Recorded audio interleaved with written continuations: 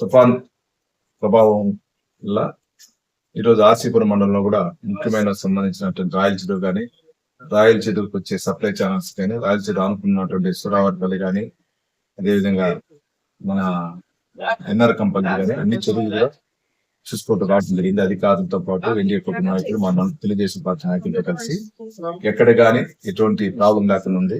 ఇంకా రాయల చెరువు నిండాలంటే కూడా ఇంకా సుమారు మంచి వర్షం పడితే ఒక 10-15 రోజులు అవుతుంది. కాబట్టి దీనిపైన ఎటువంటి ఆందోళన పడాల్సిన పని లేదని కూడా గ్రామస్తులు చుట్టుపక్కల ఉన్న సంబంధించిన గ్రామస్తులు తెలియజేస్తున్నాం.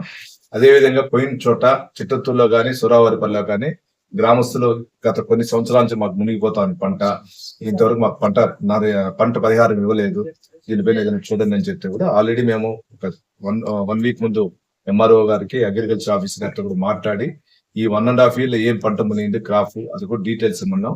అదే దాన్ని కూడా ఇస్తామని చెప్పి కూడా నష్టపరిహారం కూడా రికమెండేషన్ బాధ్యత తీసుకుంటాను కూడా తెలియజేసుకుంటున్నా.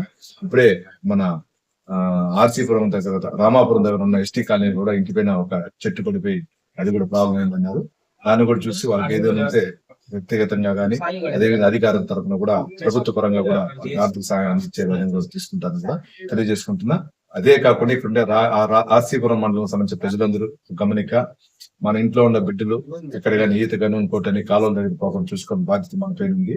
అదే విధంగా మనం కూడా ఈ వర్షాప్రభావం వల్ల ఆవులు తోలుకొని కాలువలు కట్టినా అక్కడ లేకుండా చూసుకోవాలని కూడా మిమ్మల్ని అందరూ కూడా కోరుకుంటున్నాం.